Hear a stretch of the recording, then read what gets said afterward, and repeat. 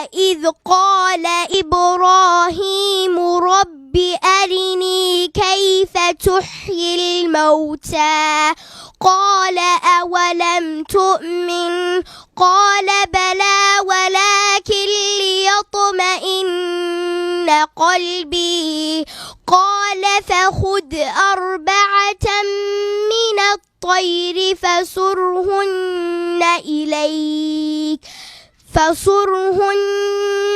إليك ثم اجعل على كل جبل منهن جزءا ثم ادعهن يأتينك سعيا واعلم أن الله عزيز حكيم مثل الذين ينفقون أموالهم في سبيل الله كمثل حبة أنبتت 7 سنابل في كل سنبلة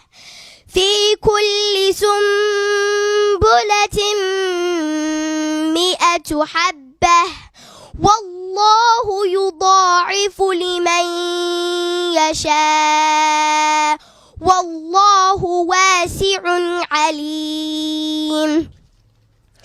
الذين ينفقون أموالهم في سبيل الله ثم لا يتبعون ما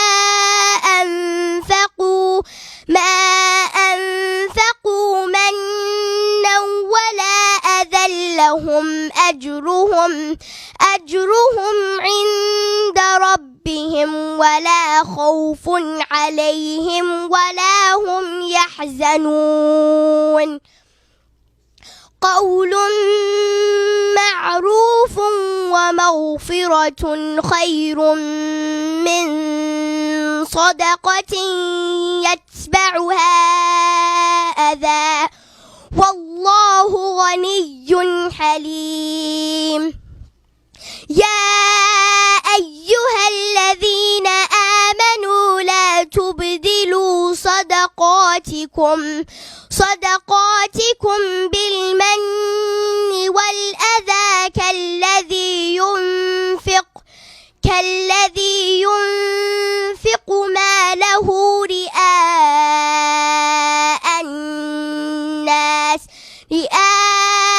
الناس ولا يؤمن بالله واليوم الآخر فمثله كمثل صفوان عليه تراب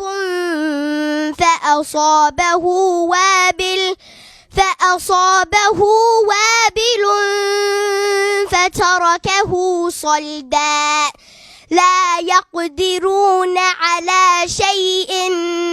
مما كسبوا